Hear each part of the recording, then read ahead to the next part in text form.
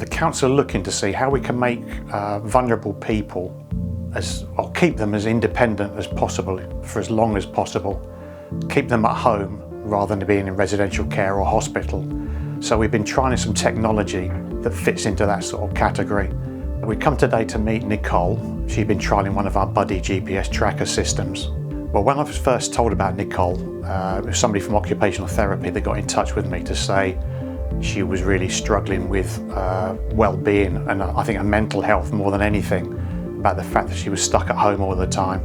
She wanted something that's going to enable her to go outside in the community, get her own independence back and have something that's going to protect her while she was doing that. We've been trialling the Buddi GPS tracker system. This is ideal for somebody who's vulnerable, but it's given them like a support blanket, if you like, for when they're out and about away from home. In the GPS tracking part, there's a built-in microphone and speaker. So the Buddi Control Centre, which works 24/7, can talk to the wearer, find out what's going on and take the appropriate action. It comes with a waterproof wristband as well, which can automatically detect falls. And both elements, the wearer has a panic button on there.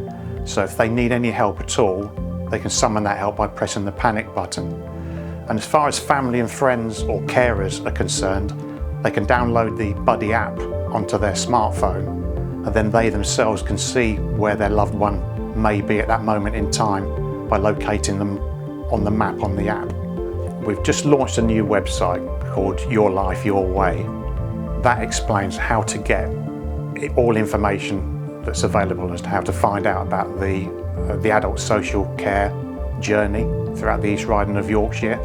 And there's a portion in there about Lifeline, what it does, who it's useful for, how to get it, and more importantly, the different types of technology that's available. And then through there, you can link through to the Lifeline team, and then that's where you can access the trials, because that's what I'm here to contact people for and see what we can do to help them to find something new that's not part of the current Lifeline offer. I was really active, really physically active. I taught Tai Chi, did a lot of running and worked with the local youth club doing all forms of outward bounds. I'd had surgery and I'd burst stitches internally. I had to have an examination. When I got off the bed, the GP was chatting away to me. Next thing I could see the curtain come in and couldn't do anything about it. I was passing out. I bounced my head off. It was a concrete floor, and it caused a brain injury. I popped 4 discs in my neck and 4 in the lower back. Life changed. I looked like I'd had a stroke. I had no movement down one side of my body. I was being spoon-fed. Finding out subsequently that actually with the injury to my head, it caused epilepsy, and unfortunately I can't even be medicated for the epilepsy. Not what I had planned for this, you know, in my 50s, no. In my head I was, you know, I was still going to be as fit as I was in my 30s. I didn't go out. I didn't go out of fear. I've had a few seizures in the village. I am lucky that it's happened in the village, but I've had 1 or 2 seizures travelling to my parents who live about an hour and a half's away journey. For being so independent to not dare go outside, or even the worry of being anywhere on my own, which is really tough. It was something that came up because every time I saw my social worker or my occupational therapist, I moaned like hell. I wanted out, I needed that. I needed to walk, I needed to, you know, recuperate. I was out and about, and I knew I wasn't very well, but you know, it's not, I don't always get a warning.